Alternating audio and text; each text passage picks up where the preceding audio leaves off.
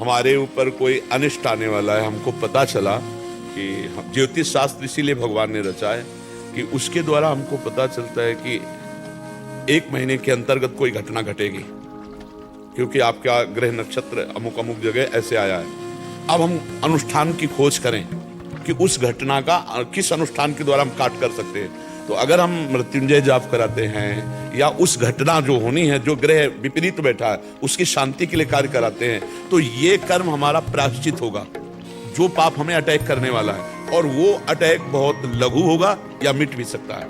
आपका इधर साधन कितना जोर का है और उधर का प्रारब्ध कितना जोर का है। अगर मानो 100% प्रारब्ध आ रहा है और आपका 50% अनुष्ठान है, तो 50% आपको भोगना पड़ेगा, 50% न। और अगर स्वभाव से अनुष्ठान है तो मिटिया मिट प्रारब्ध का हो जाएगा, कुछ नहीं कर पाएगा। इसीलिए ज्योतिष शास्त्र को वंदना है, भगवान ने रचा है कि आगामी क्या होने वाला है उसको हम मिटाने के लिए अनुष्ठान कर सकते हैं। और जो निश्चित पक्का है फिर उसे किसी अनुष्ठान से नहीं मिटाया जा सकता।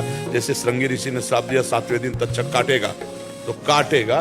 बड़े बड़े ऋषि मुनि मंत्र औषधि सब का प्रयोग किया गया, लेकिन तक्षक वहां पहुंचा और परीक्षित को काटा और परीक्षित का शरीर भस्म हुआ। पर अनुष्ठान कुछ सीमा तक मिटाया जा सकता है। जो आगामी हमारे ऊपर अटैक करने वाला हमारा कर्म है, वो कोई देवता थोड़ी, हमारा कर्म का परिणाम है, तो हम उसका प्रायश्चित कर रहे हैं। तो जैसे हम औषधि, हमारा सर दर्द हुआ, प्रारब्ध है, अब हमने एक टेबलेट लिया, ये टेबलेट प्रायश्चित है उस कर्म का। बोले वो आराम मिल गया, तो उस टेबलेट ने, जो हमने टेबलेट पाया, वो हमारा प्रायश्चित हुआ, दवा हमारी प्रायश्चित हो गई। तो उस कर्म को अटैक करके और उसने उसको शांत किया।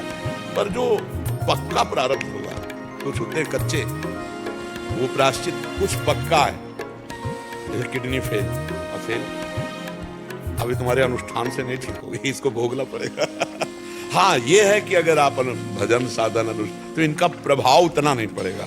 जैसे है ना, कष्ट है, समस्याएं हैं, बड़ी पीड़ाएं हैं, लेकिन मन में एक उमंग है, एक मन उत्साह में है, तो भागवतिक सब सेवाएं होती रहती है। तो देखो विधान है, तो भगवान अवतार लेकर दिखाया ना विधान, राम अवतार में, कृष्ण अवतार में विधान को दिखाया।